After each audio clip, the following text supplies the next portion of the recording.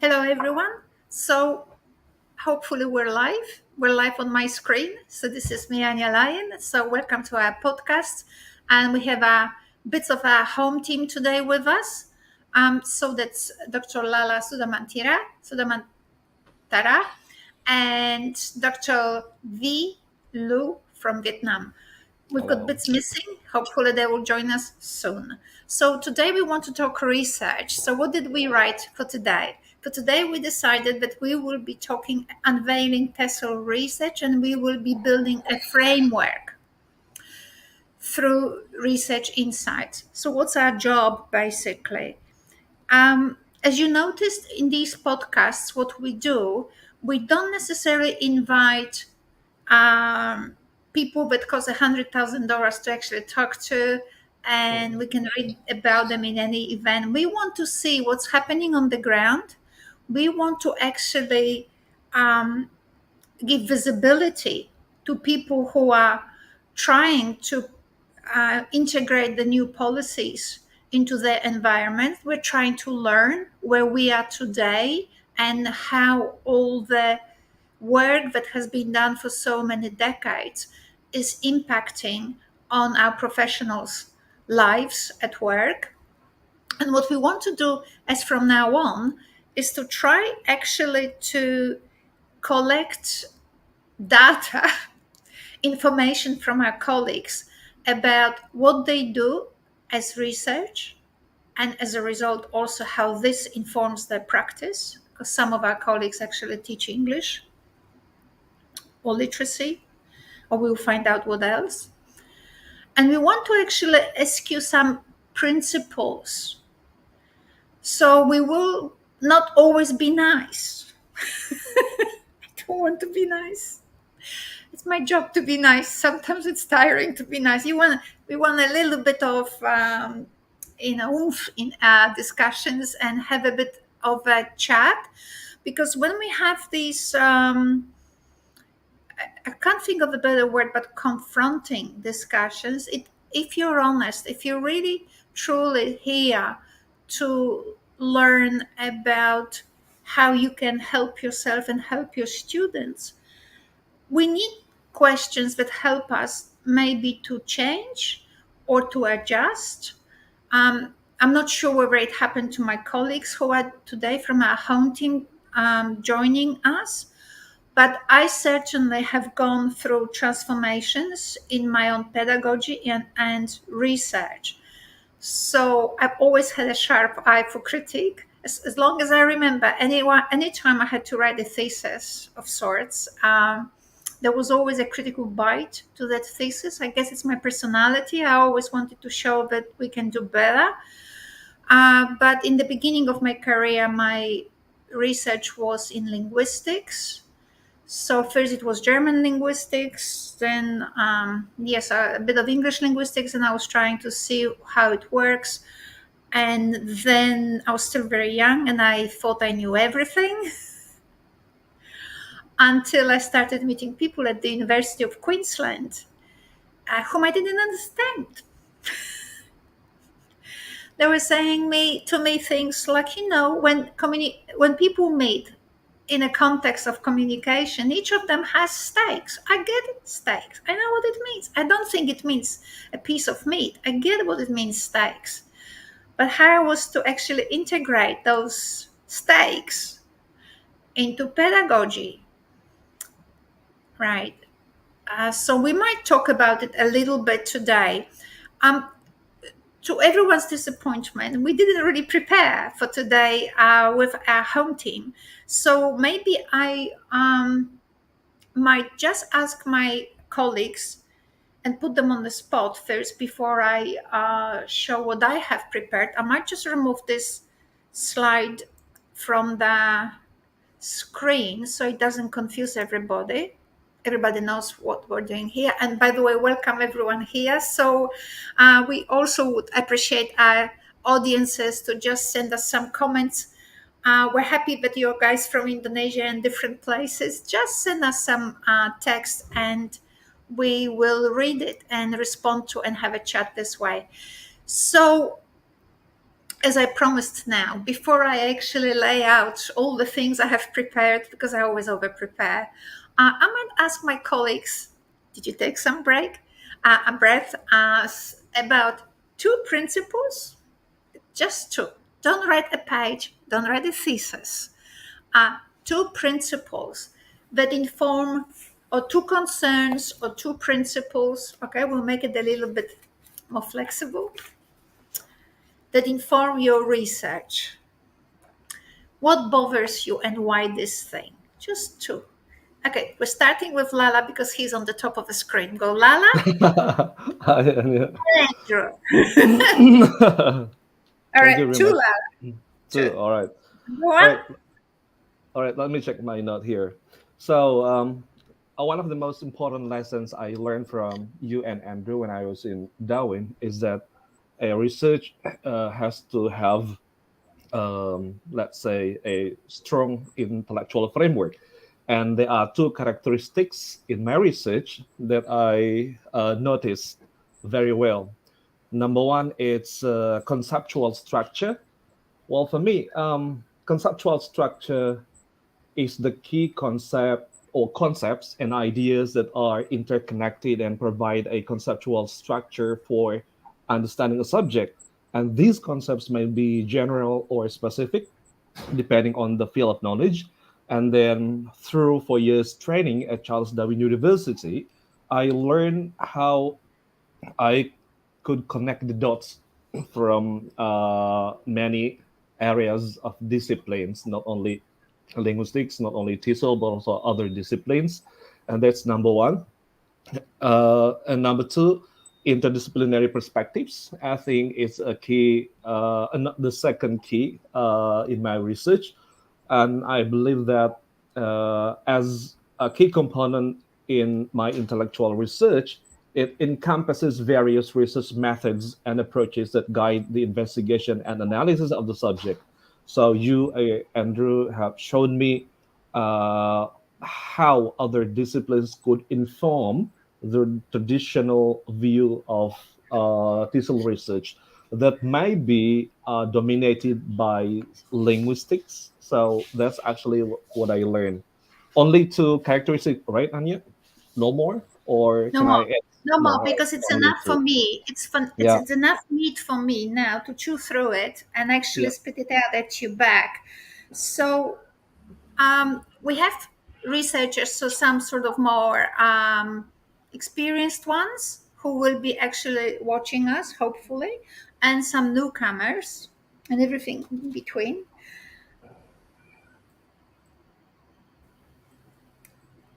When you read a text, a research study, um, what do you look for?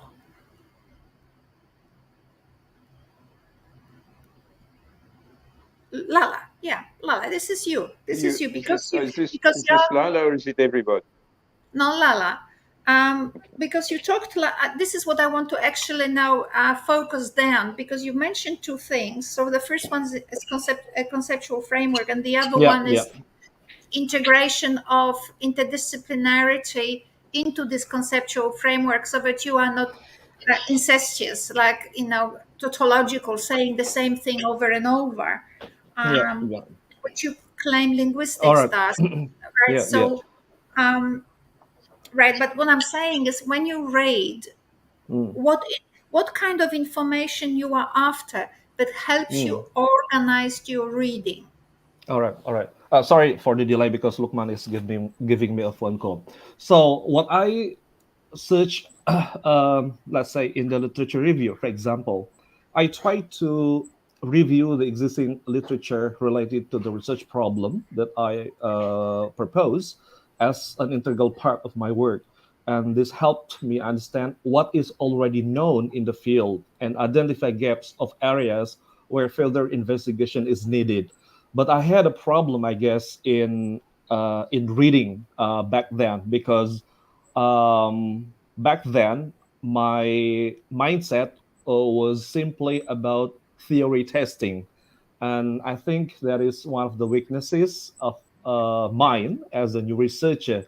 I decided to come to Australia to test the theory, let's say systemic functional linguistics and genre-based approach, right? But then when I came with this idea, you said that it was not enough to test the theory because research is not about testing the theory. We need to do more, right? So I think it took some time to understand what is already known and identify the gaps where further investigation is needed.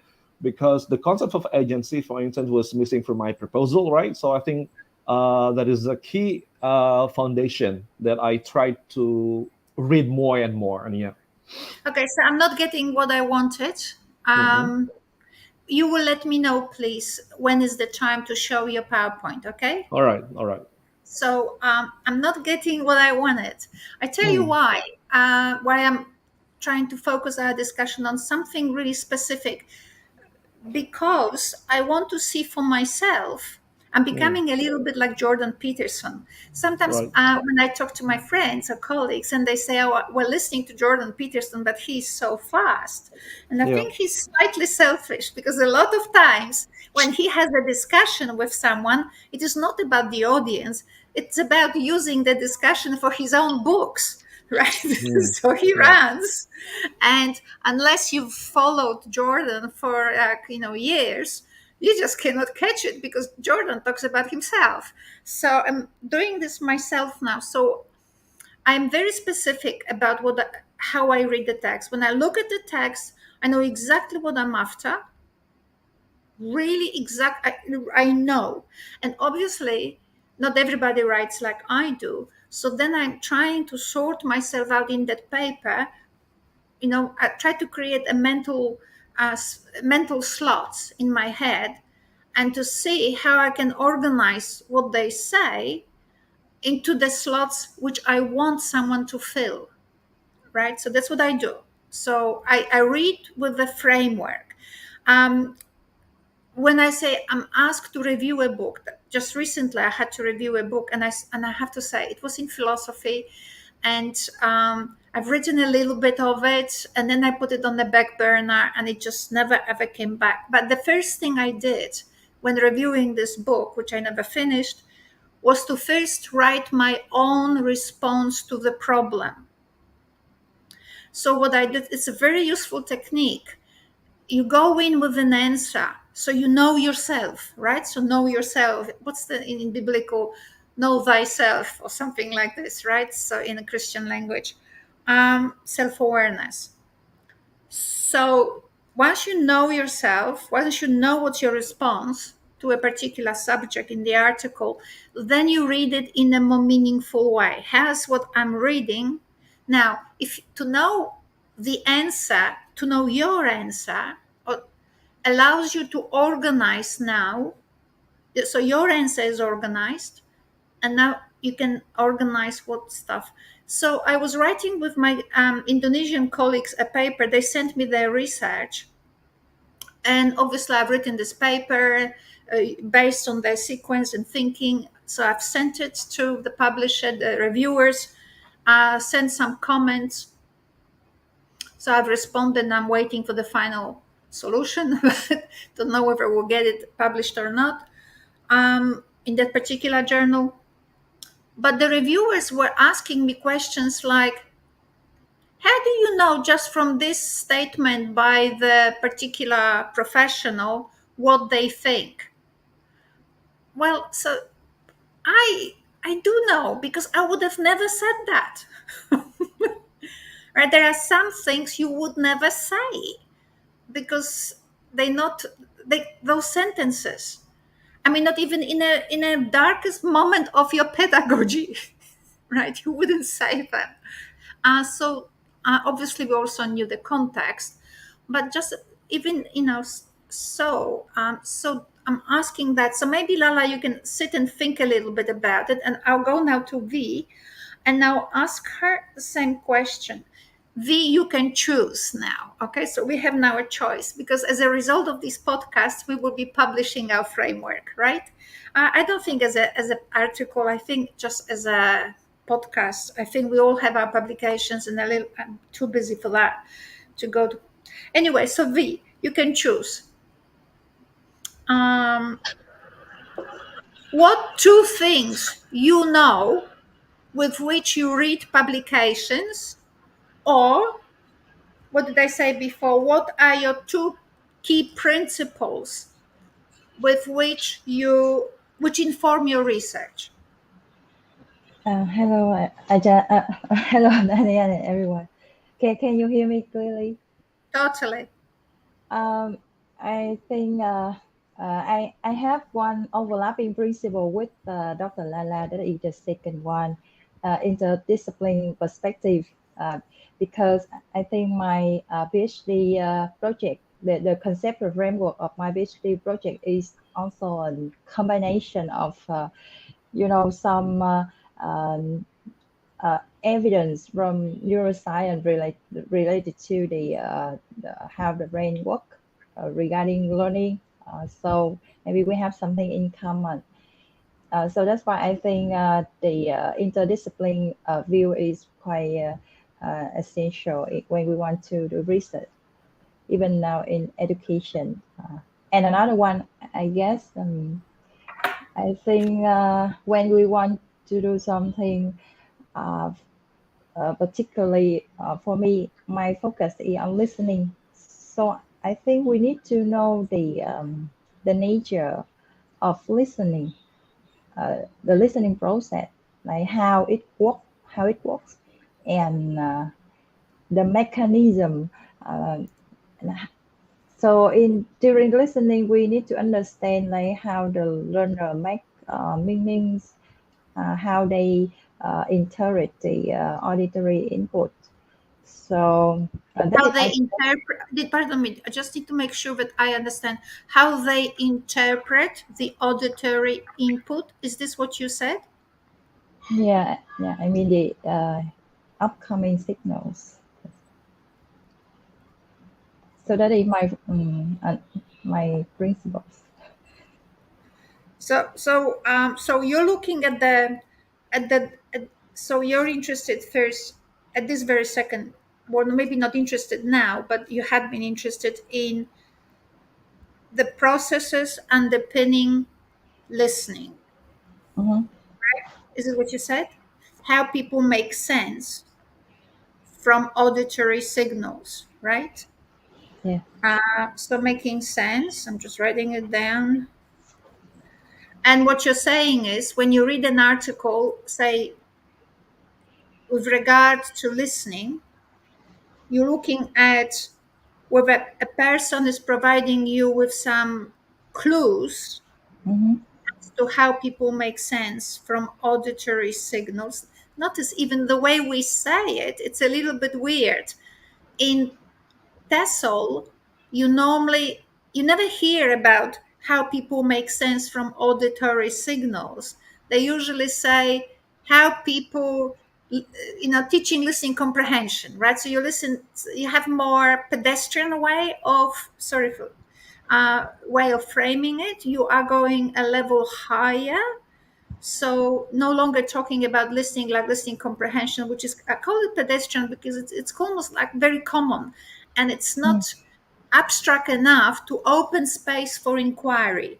When you say listening comprehension, you really don't know what to add to it. But when you go a level up and you talk making sense of auditory signals, this opens space for interdisciplinarity. So, are you saying that when you read articles on that subject, Mm-hmm. when you evaluate papers which you read or books, you have preference for people who actually use that term, making sense of auditory signals, and who explain processes in interdisciplinary terms, or you look for, so either they explain in interdisciplinary methodology, or you look for papers from different disciplines to explain the concept. Did I? I think I look for different papers in other disciplines. so that I can understand more about the nature of listening. Okay, so you put together the information, right, about the process, right? So you look into different disciplines. Do you remember in your PhD what disciplines did you look at? Um, Or would you suggest to us where we could look for information about what disciplines should we be examining like for this? educational neuroscience, uh, even psychology, and even I think even philosophy. I think philosophy and also have something to do with making meanings. Yeah. Okay. So that would be a process. So you're interested in the process, and Lala and you kept talking about interdisciplinarity. Andrew, what two concerns drive your research? Well, that's not the same question as the others. Well, so answer the right. So But let me. what two principles underpin your research? For me, it's the same thing, really. But if you see, Well, it's not quite the same thing.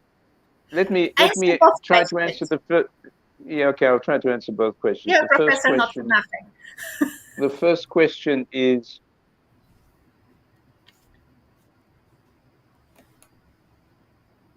the starting point of all this is that linguistics has hijacked the entire field of anything called language. And so it has attributed to itself the right to talk about everything related to language. And the problem with that is that linguistics began and still is a descriptive science, and therefore tends to reify language, the thing that is called language. Trouble is, we actually don't know what is the thing that is called language. We don't actually know what it means. Yeah, we can say it's got, words and grammar and syntax and phonetics and morphology and But pragmatics it and all can of have these many things. things. It can have many things. However, you But cut. it has because it's collected them along the way. But it has forgotten something in all of that. Its focus on the reification means that it doesn't take account of the unseen things and the unseen connections. All of the semiosis which occurs, all of the semiotic events which occur together in a very complex dance. I'm about to do a keynote for World Call, which is arguably the biggest conference on computer-assisted language learning, and I'm very honored to do this. One of the things that struck me about it is that language is a lot like tangos. It's and I don't mean and I mean very complex tangos. A dance which is physical, which is intimate, which is musical, and which requires synchronization between people. And it seems to me that good speakers of language, very, very high level speakers of language, can engage in the dance of language in ways in which the ordinary person can't, and ways in which our students cannot, because we never train them to such a high level. And we never train them to such a high level because we are lacking two things, which I've always thought were fundamental to language learning. We don't have enough input or access to, I don't want to use the word input, let's put it access to language and language in use. And secondly, we don't have enough time, and we block everything in terms of time, especially in the university context or in the high school or in the school context where we have slices of time which are given to everything. So can I interrupt now with this regard? Yeah, okay. Yeah, go on. So what you were saying, language is now basically made into an artificial abstract object, and but it isn't. It is alive, and it is alive with people, and and unfortunately, in teaching, very often we miss that as those aspects, and not only that, we also miss the fact that language also, and I will be talking about it as well, that language teaches reflects what's in our head, right? So that's the point of Professor Jordan Peterson. One of the jobs I think that he has taken on himself was to teach people to use higher order vocabulary that is abstract, that extends beyond and above the, the here and now, right? Some of those words are easier for people who speak Western languages because they draw on Latin. But some of them, whether they draw on Latin or not, they're very hard, right? So you have to have exposure to that. So um, we're not teaching people English for the purpose of people to say, drink tea, put the tea on the table, pay $2, because for that, you can fix that in 1 week. We teach English in order to enable as part of the educational process, not as part of just getting them um, to feel okay when they take a bus in England. Okay, Or Andrew, into the that's beach. Well, yes, I mean, I agree. And I wanted to reinforce something that you said to me, and I'm not sure if you said it publicly, but language is like a muscle. scheme. I It's said it's tied. scheme. I No, said you it's didn't. You scheme. said, well, maybe.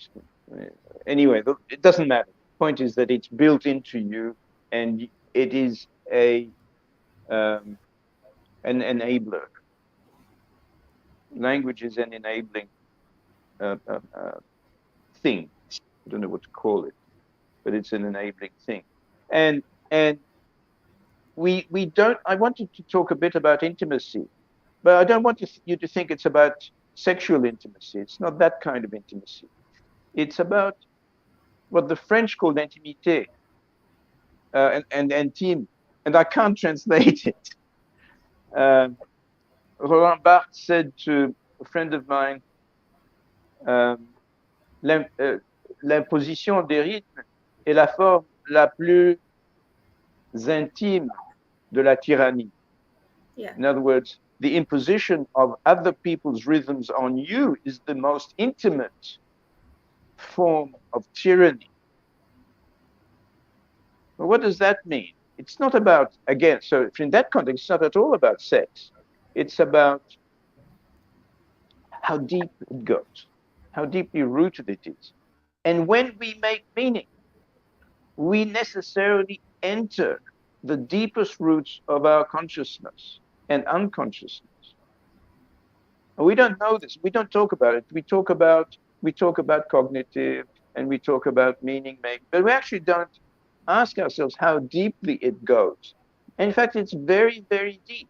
If I were to have a conversation with someone which goes beyond me want chicken, which is my favorite expression to describe ELF at the moment, and everybody will get angry with me because I'm not respecting ELF and diversity. It's not true. I respect diversity more than you think because I have diversity in me. But because it actually creates instability in many ways, and then you wonder. People a couple of weeks ago, somebody said, "Oh well, we don't care whether you use the present simple or the present continuous, so long as you have an umbrella." So, because the example I was talking about at the time was, should we say it's raining or it rains? And the guy who was talking to me in a different podcast said, "Oh, well, it doesn't really matter. It doesn't really matter because so long as we have an umbrella to go out with." But All actually, it right. does matter. Actually, it So does it matter does. because So when my student writes that he has a result, he has result or results, it does matter. So I have to That's then right. spend half an hour trying to connect to his country where they don't have internet, right? It stops me in the middle of my work for editing someone's thesis because I don't really know what he means, whether it's singular Right. or plural. Right. Um, And so Pronunciation is, let me. I mean, I just wanted to continue here. So pronunciation has two things, and it's not just grammar; it's also It's not pronunciation. pronunciation. It's not just Okay, pronunciation. It's not just grammar. It's everything. yeah. So,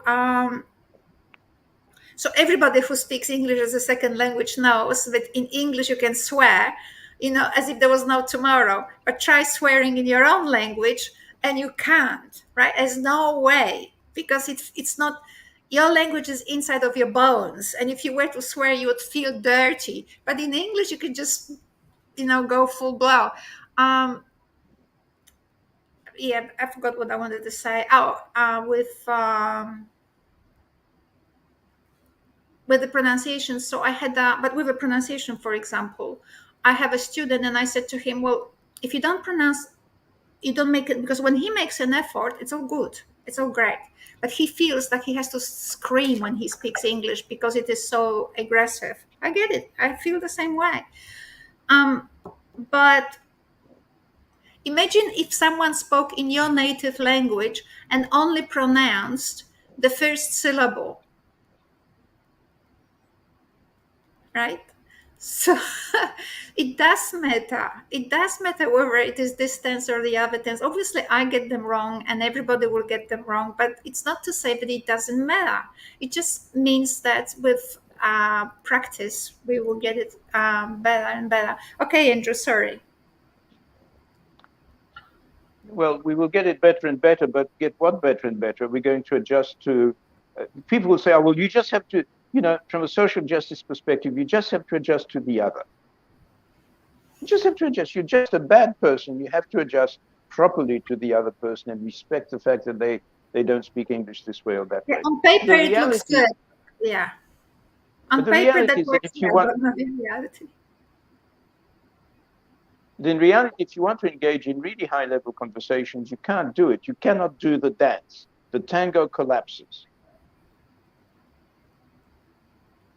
Right?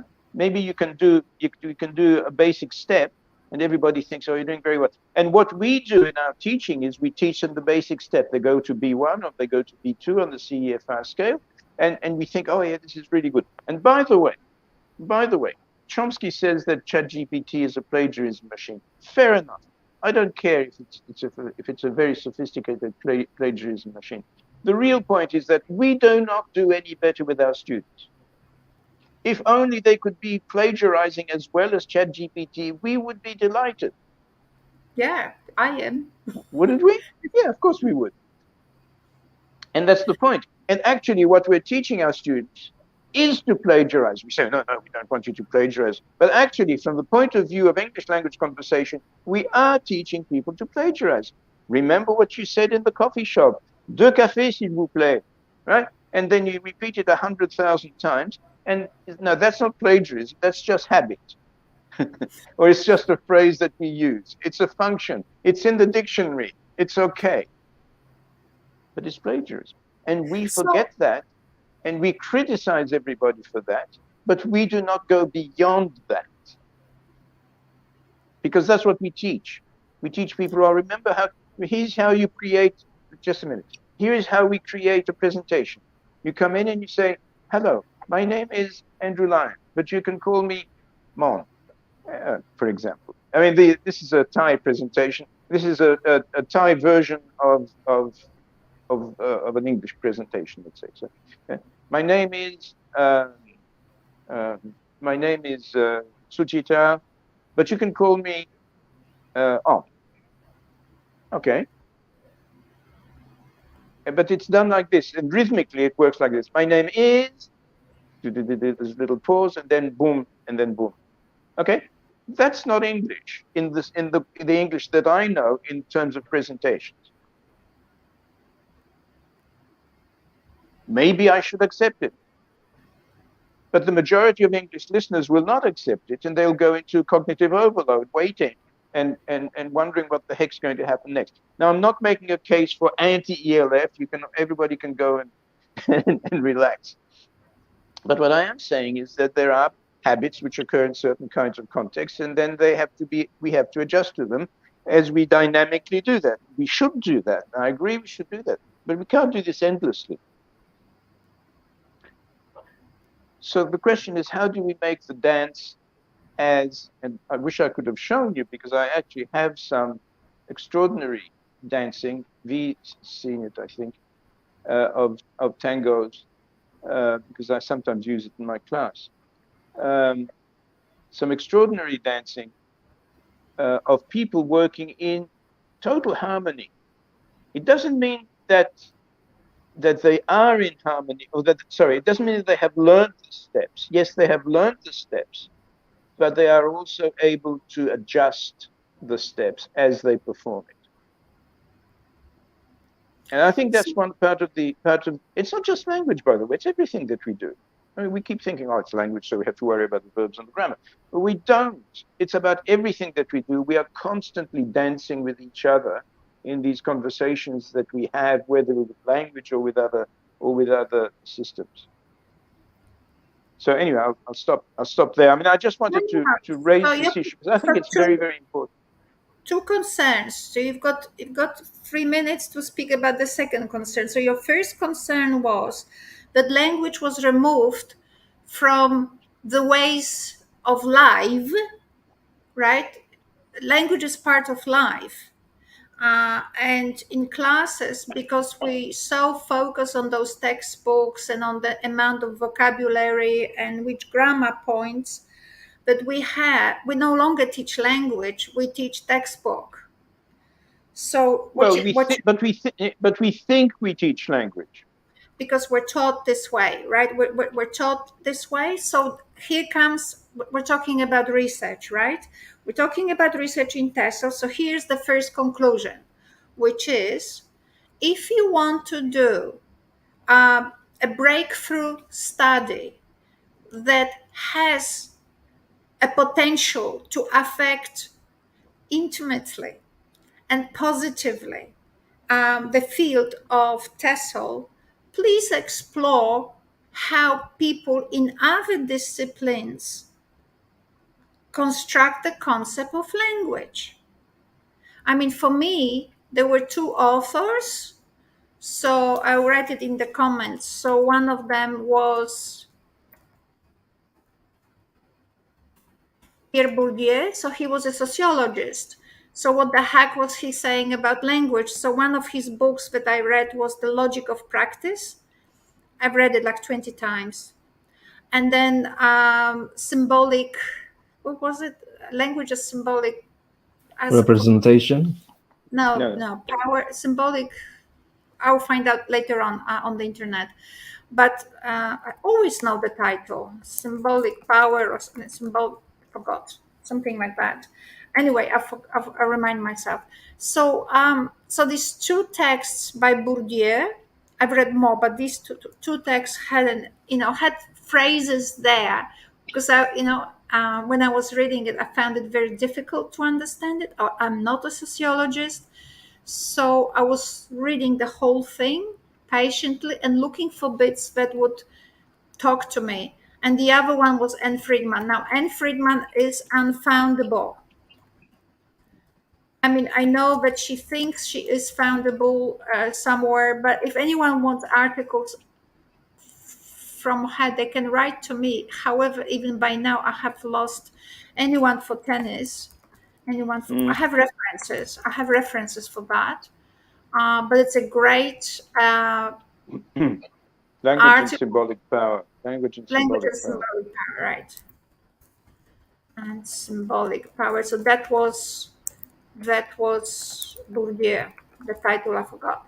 So anyone for tennis, it's a great article. I still use it. I still quote it, which shows that language just is a game. It's not about the rules. It's about playing the game, which is what you were saying. She compared it. She says it's about receiving balls and also shooting balls in a way that you have an idea how the ball will be returned to you, so you anticipate the response, right? So there's this movement there, which is what Andrew was talking about. So I use it. Exactly.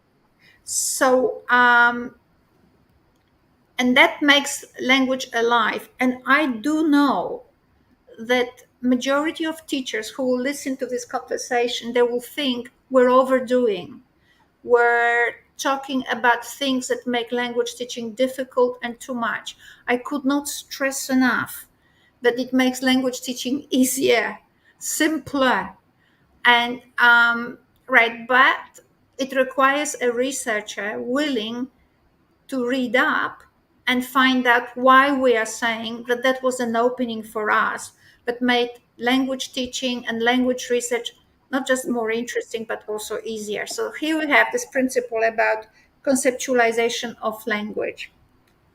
Today, if we have time, I will talk about, I'll spend 2 minutes to explain the skin analogy that I have created myself. But again, it's only talking about it. I think it requires, a page in an article, or maybe the whole article, depends on you. But I think that's the problem. All right, Andrew, so you've come up with one, and you can see now how we are doing this interdisciplinarity. We're not saying ignore linguistics, but we're saying also go into semiotics, say French semiotics, like with Anne Friedman, who's a literary specialist and also a semiotician. We're talking about sociology, like Pierre Bourdieu, who happened to have died by now, but was just an amazing scholar. And obviously, there will be other things in other texts we cannot predict, which will affect you. But it's really important to understand what the heck we are teaching, right? Because we can say, well, I use this methodology, but just like when you write a PhD, you I very often hear that candidates who want to defend their proposal, so in Australia, you have to defend your proposal. So after about 6 months of study, you have to defend your proposal in front of an internal examination panel. And very often I see students, they know perfectly well how they will construct their research, but still do not have a philosophy which actually justifies how they will construct their research. So it's like having an answer before you have a question, like having an answer before you actually pose the question.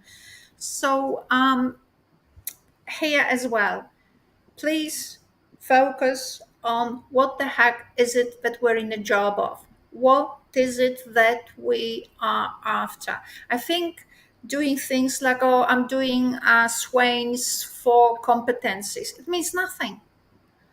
It just is nothing, and it's still 1970 or something, right? So it's old. Whenever she produced it after, to Del Himes talks about the framework is from the 70s. When she published, I don't remember anymore. I'm too old now to remember old references, but it comes from Del Himes, and he is 1972. Maybe it comes even from earlier research. So yeah, exploring the concept of language, which is what is it that you want to teach, what does it involve, and looking at it from the interdisciplinary perspective. So that's one conclusion we have for today. Andrew, what's the other concern or principle that underpins your research? Well, there's a number of principles, but one of them, which I think is important, and that we always forget, is that we tend to think that somehow we are acting with people's minds directly. Right? We treat people as though they were walking intellects, and so we try to work on their brain, not on their brains. We try to work on their Memory. well, kind of memory. But actually, and inevitably, we are physiological in nature. And what that means is that whatever the nature of the mind may be, and I'm not going to get into a philosophical argument, I'm not going to worry about whether there is a dichotomy between mind and body or whatever, but I do know that the mind seems to function differently from the body. The body is essential in the production, in the let's call it the production of messages. I cannot communicate with you at the moment. I cannot communicate with you telepathically and bypass my body. And you cannot do the same either.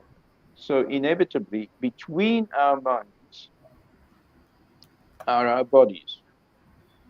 Our bodies are influenced by our minds, and our minds are influenced by our bodies. When I keep repeating the same example, but it may go through once again. When I have a thought, I have my thought, and then I have to send it to my, let's call it meaning-making mechanisms, which, no, actually not the meaning-making. I have to send it to my semiotic systems. I have to send it to my, let's call it language, and my language systems, which are restricted because they are semiotic in nature, have to take these thoughts and create a representation of them as best they can according to my semiotic system, the semiotic system in my head, not your head. And then I produce the message somehow, and if I'm lucky, I will produce it fluently or fluently enough, which means I have to retrieve the pieces of language, let's call it using the traditional terminology, the words and the grammar and all of those things out of my head, put them into a stream and send them out. And when I send them out, I lose control. You guys take the message and make sense of it your way, not my way.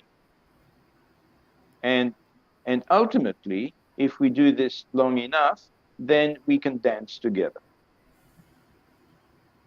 If we do it long enough, in the sense that we can adjust our understandings of each other in connection with the messages and representations that we send each other. Okay, so in order to avoid misunderstandings, we're talking about the process which V was talking about before, which is how the brain processes incoming signals for meaning. So Andrew is talking about now how the brain processes. So now we're talking about processes. Before we were talking about language. Now we are talking about processes. Now, what I wanted to say here, which is something that may help understand the problem for our audience, which may help us, is that yes, sometimes the hotel where I live has a funny signal. In the past, so in the 60s, there was this like it's always, the universe used to be a clock, then the universe became a computer. So we had this computer model, and still there's a lot of groundbreaking physicists who still think that the universe is a computer. So people ask, so what is it computing? Which is funny, you should be laughing right now, right here. All right, so so in the past, people used to have this cybernetic model of comprehension. So this is a person A, and this is a person A, B. A signal sends the signal to B, provided the B is not disabled somehow, not hard of hearing or something. The B processes the signal like a computer, and then sends signal back to A. That's what people used to think, say, 80 years ago and whatever. And unfortunately, in neuroscience, nobody thinks like this. In physics, in artificial intelligence, nobody thinks like this. But in language teaching, we somehow got stuck. We really, really like that cybernetic model, and we just can't move past it. There could be a reason for it, which is we just cannot escape linguistics as the only system of reference for us. And it's a problem. What could have been an advantage 100 years ago, today it is a disability. But you see, what's happening is that people are doing so much publication at the moment because of the push by universities for publication at all costs, that we are reinforcing that model in many ways. Because there's not enough time to think. It's very hard to write a paper. Because there's not enough time to think. And if you think, and if you look at the developments in, say, computer science, the earliest chatbot, let's call it a chatbot, but it wasn't. It was a program, it was a simulation called ELIZA. It was created by a guy called Joseph Weizenbaum. I think he was at Yale or something on the East Coast, a private university. I can't remember exactly, but this guy, yeah, and the computer scientists have always been ahead of the language field in some ways. Terry Vinograd at Stanford, people like that are never referenced by language publications. Look at OpenAI, look at ChatGPT. As I said to you before, I mean, I'm not trying to say that I'm right necessarily, but the one most important thing about ChatGPT is that it exists at the level of sophistication that it does. I can write to it my questions in bad English with misspellings, and it will understand them. I do it all the It time. will, yeah, and I misspell all the time. it will understand the tone of my voice, of my written voice, and it will understand, and it will reply with the tone of its own. Sometimes I feel it's getting tired of listening to me. Yeah, me too. Sometimes I get it too. I almost have it as sort of like personal relationship. Right. And I So, try to say but sorry, thank you, and please. what I'm saying is that it's happened. Somebody actually got a cybernetic model of this of comprehension working, and not just like Weizenbaum. Weizenbaum did a very simple thing. He took the language of the person typing and sent it back to the typist. So it would say, um, I hate my boss, and Eliza would say, is it because you hate your boss that you are here?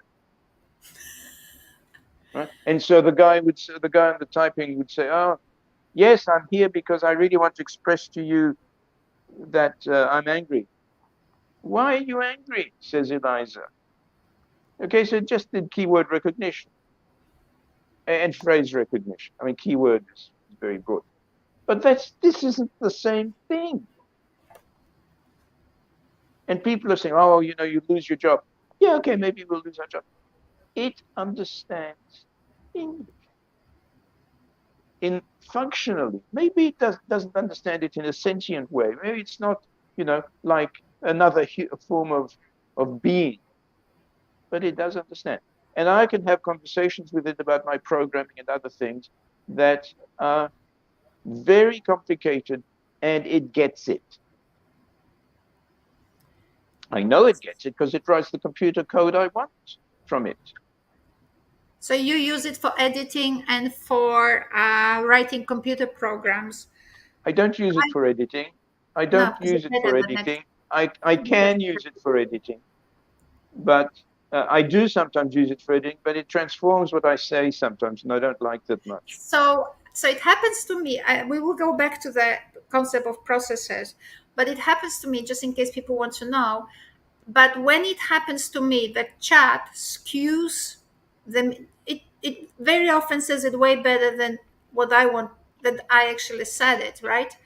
And so it can finish my sentences, which I sometimes don't know how to connect because the thought is fresh. But when it happens to me that it skews the meaning, because my meaning is very sophisticated and it sort of like goes into more traditional way, then I know I didn't give it enough clues. So Right. when ChatGPT skews my sentence, I know that I inputted bad. I didn't express it myself well enough so that I'm confusing the machine. So in some sense, it's still editing. So so far, before we So, finish the so talk today, let me just we're make a talking about one comment. processes and Yeah, interdisciplinarity. Continue, Andrew. but let me just say something about that in a way, because ChatGPT also acts as an information source. So I said to it yesterday, to find out where the future might be. So I said, who will be the king of SLA after Rod Ellis? And it said, you should not speak this way about the people in the field. There are many good scholars in SLA who do this and that and that and that, and you should respect them and not refer to them as the king or the queen or anything like that. Which I thought was very interesting because it's been programmed to have a social justice perspective. So that's the first thing. But the second thing is I said, okay, well, who are the famous people? But before I give you the answer, let me tell you, or perhaps remind you, that I have a favorite question which I ask my PhD students every year, which is, so what do you know? It's the first question I ask them, and they look at me and say, what do you mean, what do you know? I said, well, what do you know about language learning and language teaching? And they look at me and they say things like, well, they say many things. One of them is, oh, the MA program was such a long time ago, I've forgotten everything. At which stage I say something to them like, so what are you doing here? Because it would be nice if you could remember something. You know, most of them come out of cultures where memory is valued. And so you'd expect them to remember something. So I said, well, okay, so what are the big names of the field that you remember? And the big names that they always remember are Chomsky, who has nothing to do with language learning directly anyway, and Gresham. And the third name is Jeremy Harmer. Okay. Guess what ChatGPT told me? The same. Well, it didn't put Jeremy Harmer, but it said number 1 Gresham, number 2 Chomsky. So what I'm saying is that this culture, the culture of SLA is so strong. The dogma of SLA is so strong that even the stupid ChatGPT says the same thing as my students. I find this amazing. So I am not sure whether we will have time today to take this conversation further, but we will talk about the project a little bit that we're doing with Lala. And I'm absolutely proud of Lala. Lala finished his PhD, and the first thing he did after he got the examination passed and everything, he got research money to continue, but not just another problem, but to have an impact on his university, which is just absolutely exactly what you want to do. So we will not have probably time for that. But why did I mention this?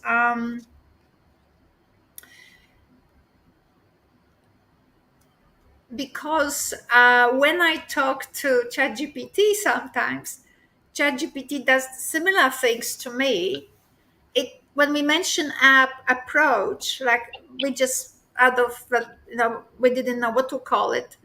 If you put into ChatGPT a question, what is a multisensory approach, it will just give it to you as if it was always there, which is not true, right? And it obviously is not exactly what we're doing. So, but nonetheless, it doesn't take away from the fact that ChatGPT is an excellent thing.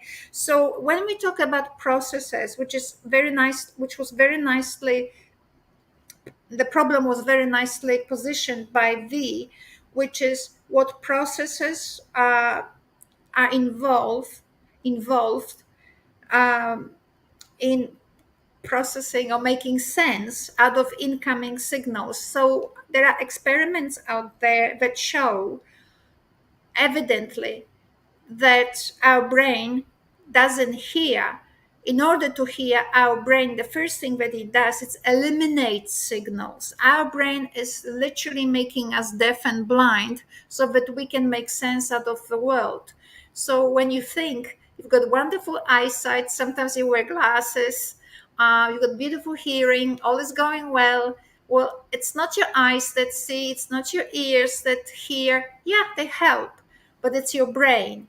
And 99% of your brain's function is to make you deaf and blind so that you can make sense to what Andrew calls the signals that matter. And when you have autism, you have a problem with this system. People who have autism have problems with perception. Now, you would say, what does this have to do with TESOL? What it does have is that our students are processing, we're asking them to process um, incoming signals, which in every aspect are foreign to them. Maybe not in every, but in enough so that they all want to leave the classroom. Right? They cannot comprehend it, they can't understand the words, and some of them then they have a cultural abhorrence towards English, right? That's normal. I used to be very, when I was a student, I was proficient with all these theories. What is it called? Acculturation theory, right? In SLA, that people have a difficulty with the foreign. Today it's called Bayesian, quantum Bayesian perspective, which is we perceive from the vantage point, which is the statistic most familiar to us, right? Statistically most probable for our culture. So why do we have this discourse which is sophisticated? Because language learning is not simple, and we know it because most of our students can't learn it, and they can't learn it not because we're bad teachers or because they're stupid. They can't learn it because we don't draw in our research on enough of clues, which is enough would be more than one, because at this very moment we largely draw on one. Because we don't draw on more clues than one, we impoverish their experiences. So people like me and everyone here, part of our home team, and maybe people who are watching this podcast, we are or will be researchers. And our job is to do what my colleagues were saying, interdisciplinarity, read up. It's going to be difficult to read. One of the ways I overcame difficulty, say with neuroscience, obviously everybody thinks that I work with Andrew. Andrew, I'm the person that from day one Andrew ignored, hardly ever worked with me. So, but we have YouTube now, and the things that we will be talking to you about and sharing with you from our own research, I have discovered by watching neuroscience lectures on YouTube. I was just sitting there and watching one after another, just learning, just learning. Clearly, it was in reading articles. I'm not ready to read articles in neuroscience. Like, you kidding me? I hardly can spell biology. But those researchers for the last at least 20 years, there's a policy change in universities ever since this guy, you were mentioning him, Andrew, and Wahid was exploring, Wahid Nasruddin in his speech, they explored him. What was the guy who changed the universities? What was his, Andrew, you mentioned him. Anyway, it's the job of professors like us to bring knowledge to the people. So you've got Nobel laureates who sit on YouTube and week in and week out produce podcasts with other people or but by themselves, or seminars which are published now, to put into real people's words their research, and real people like us are listening. So after I listened to, say, for example, like Avil Seth, someone is making a noise. I don't know what it is. I can hear it. So after I've listened to Avil Seth on consciousness, right? I had no idea. There was a Royal Institution lecture on consciousness. The last thing I want to know is consciousness, but it was the Royal Institution. And I've seen a lecture there on memory, which was very interesting. So I'm trying to survive Avil Seth. I couldn't believe it. He is there telling all these people there in the Royal Institutions who came to listen to this great scientist that your brain sees nothing. I mean, your eyes see nothing, your brain sees.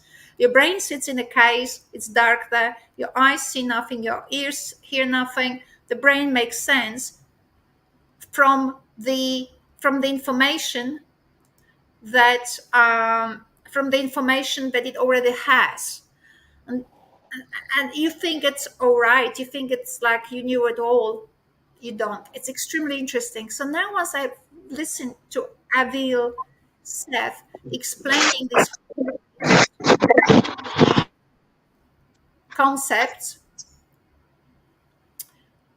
I could then go and look up ResearchGate for an article. And now, once I understood the concept from the lecture, it was easier for me to just make sense from his written words, right? Well, so there were statistics and everything, but I could actually find some English that actually said exactly what he had. Also, in publications nowadays, it is permissible to quote scholars of high caliber from podcasts or from YouTube lectures, right? Because YouTube lecture at the Royal Institution is not some place that just anyone can just front up and give a lecture. So it is an intellectual output. So you can quote stuff from that. So yeah, it's possible.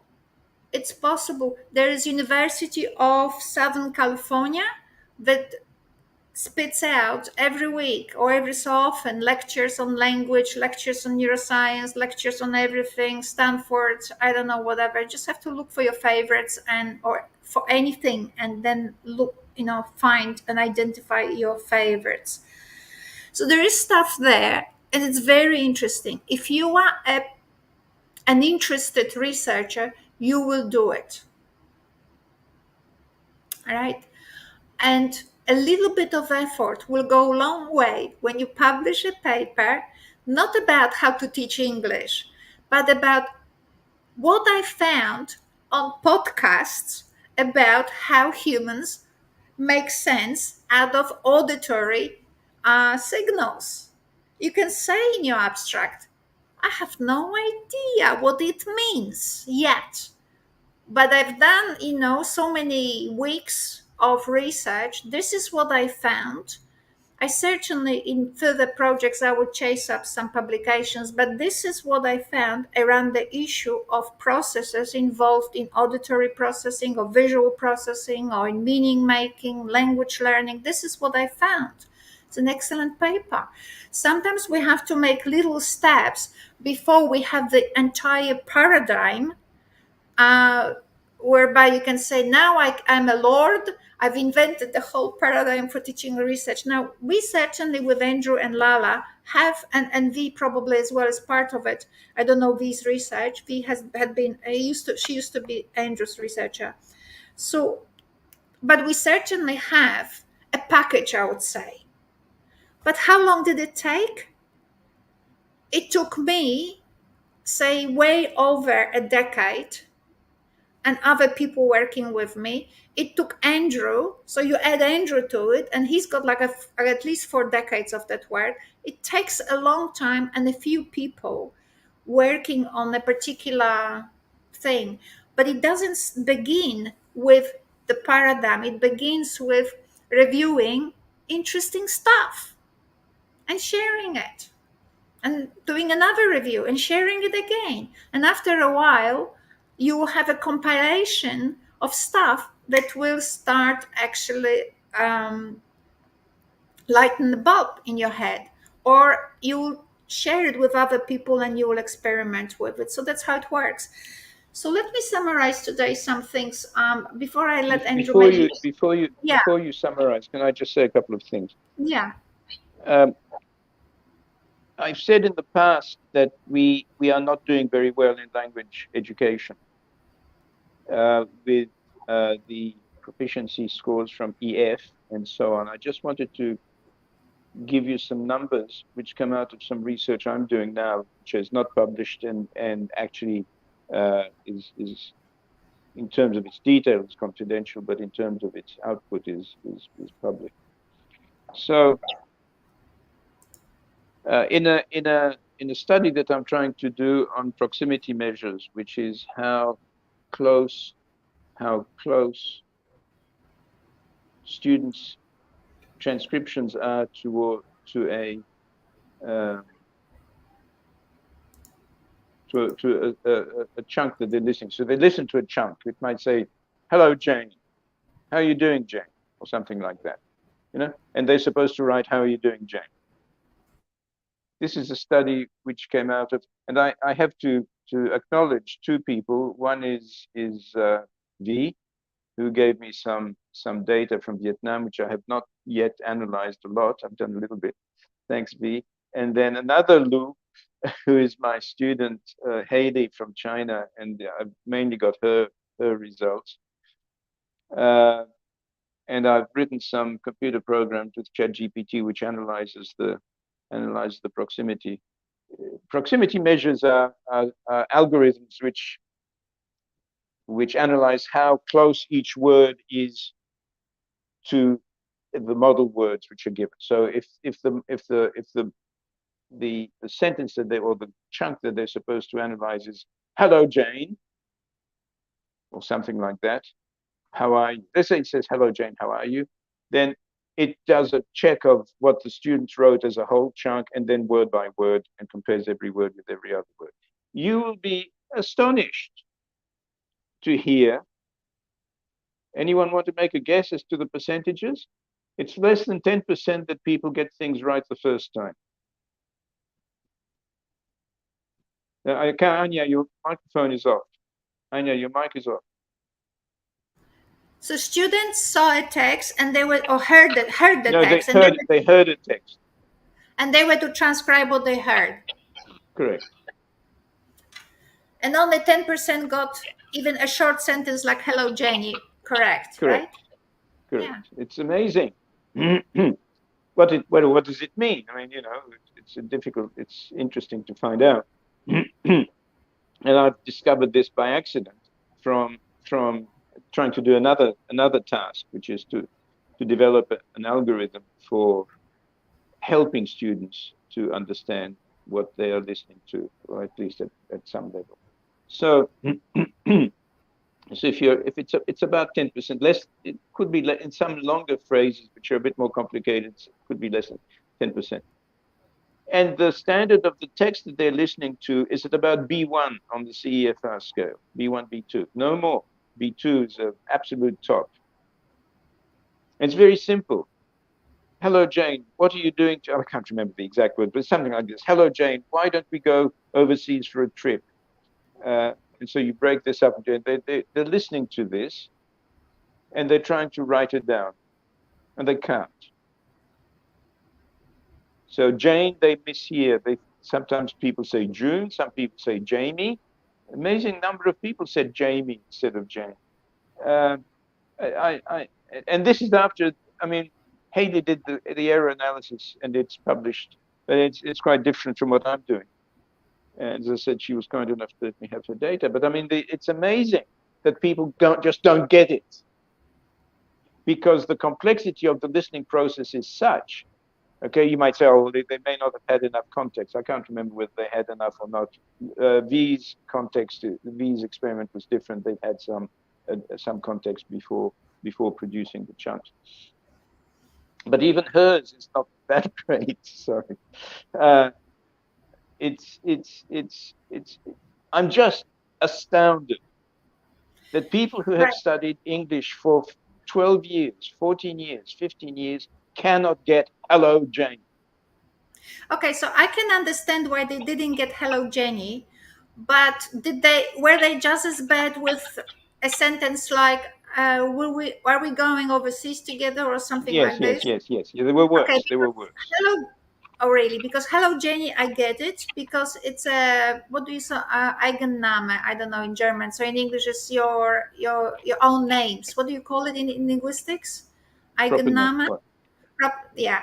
So, So it's personal name but now. it was longer than that. It was longer than that. I can't remember, but it was the first Yeah, but sentence in the. names are And names are funny and numbers are yes, funny. yes, If you yes, yes, tested yes, people yes. to try But to it write wasn't. down. But okay. But they also got "hello" wrong. They also got other words wrong Yeah, all sure. the time. That's the first thing. The second thing I wanted to say is that in another study that I'm doing about something else, not my university, but another place, uh, if Out of 9,000 students who entered the university and who were tested with at a CEFR level, by the time they left, 54% had not progressed after doing courses in that university.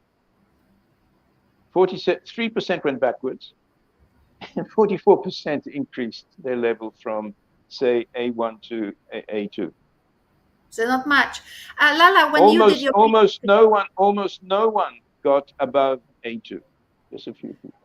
Lala, in your research, did the control group progress at all in a significant way? Did you have any progress? Well, I don't think that they had a progress, right, Andrew? Yes, they Because progressed. They progressed. Everybody progressed. The hmm, No, no, question no, is not not in whether. Lookman.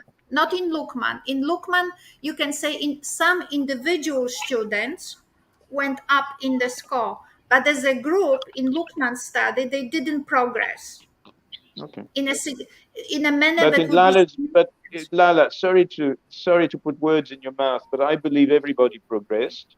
mm-mm, But the progress difference was huge right.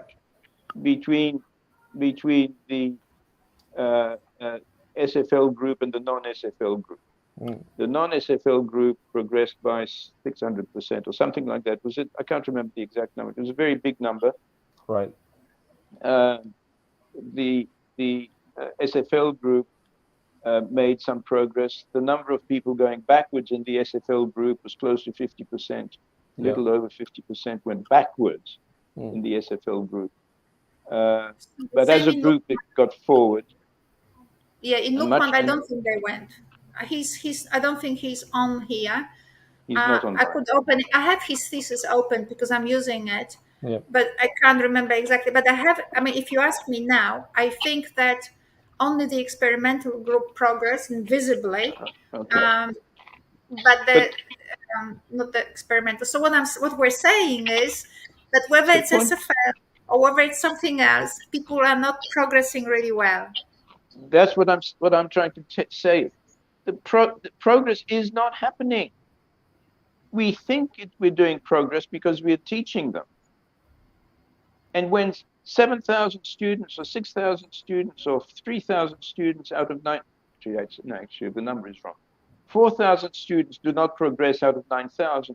That's not so good. This isn't a group of 30 students with a small sample. This is 9,000 students. It's a large sample. And so, you need to ask yourselves, well, after 3 years of studying with me, I mean, with my group of people, they and remember, I'm not talking about anything special. But 9,000 people. Of those people, 4,000 went, well, 3,000 went forward, 4,000 went backwards, or roughly a bit more than that, because it doesn't. What I just said doesn't add up to 9,000, because I just don't have the numbers in my head. But it's an amazing number, and 3% went back. Okay, So, so we've got a lot to so what I'm discuss. saying is that despite all of our efforts, it's not a happy moment. Right. Okay. So, to summarize today's podcast, I just wanted to make those 2 points that emerged from our discussion today, and we will carry on in 2 weeks. Maybe we will invite an external guest. Now, anyone out there in the world, if you want to be on our podcast, reach me on Facebook, or if you find my email address, contact me. We're open. We have plenty of space here on this podcast for as many people as they would like to join us. So we've made conclusion today about two things. It matters that we know what is the object that we are teaching, and what our colleagues have agreed, unless you look at this object from different angles, you don't actually see it. Right? If you looked at this cup in a two-dimensional way, it looks like a triangle or whatever it is called, rhomboid or whatever. It's been a long time since I've been to little school, right? So, but once you know that you can turn it around and you tip it like this and like that. I've got drink here, so I have to be careful. Then only you know it is three-dimensional and it is a cup. So you have to. There was Minsky, right, who was saying unless you look at things from many angles, you don't actually understand it, right? So in research, also you try to look at, you do case study, especially so that you can create cases which give you different angles. You look at things from different contexts so that you can actually understand the phenomenon better. There's a need for easy research, right, about what languages, reading up a little bit. Bourdieu, we suggested, and Friedman, you just have a look, whoever else. But an easy way to do it is to go and then explore YouTube. But do not get stuck in systemic functional linguistics because it is still linguistics. Get out. Have a look what people who are teaching journalism say about language. Have a look what people who teach how to be an actor, how to write a story, how to tell a story, right? Look at those people and then maybe follow them. Maybe some people actually theorize how to write a story or how to be a good communicator. What is it that matters? How to be a good podcaster, right? There's a number of things that need to be present in your podcast. Otherwise, you lose your audience. So go and look there. And first, maybe on YouTube, and maybe create a YouTube review and create a paper from that. It will be interesting. And I can tell you, it will be way more interesting than reading about prepositions teaching, right? Some things just have to be memorized. Doesn't matter, some things, doesn't matter what we say, some things just have to be memorized. Like whatever it is in English, but from your perspective, just needs to be memorized. So in German, it was cases. You can't understand cases. You can't understand that the to begin comes with dative case and with the preposition mit. You just can't understand it. You just have to memorize it. But that's just one day of work. And then there's German, right, which is way more than just prepositions. So, and the same we suggested to do about processing for meaning, processing signals, processing for meaning making. I think that these are extraordinary topics. Certainly, people that you see here from our home team, we've done research in this area, but it doesn't mean we've done it all. In fact, we've done nothing at all, just basics, just to plodder along a little bit, further than we had been before. But there's a lot of interesting stuff coming up all the time. And some of us have to finish off the work we've done for the last 10, 15 years. Like, for example, me. And I just don't have time now to sit on the internet and read more or watch more neuroscience. But there's a lot. There's stuff on play and on the role of play and exploration in processing information, in reciprocation. Just have a look and produce not a literature review, but YouTube lecture review and publish it. You will learn a lot. People will learn a lot. So I might just leave here. It was a long podcast today, and we're building an intellectual framework. And we've already identified two aspects that really, truly, if you embarked on this particular research, we will be waiting to your publication. Please advertise it on my website, on my Facebook page, and I will just blow it everywhere so that everybody can read it. Thank you so much, everybody, for joining us in this podcast. Thank you, home team, as always. Without you, there would be no podcast. I'll be talking to Thank you. myself, which probably I will say I can, but that's not a good thing. So, so thank you, and see you in 2 weeks. Bye. Bye bye. Bye bye.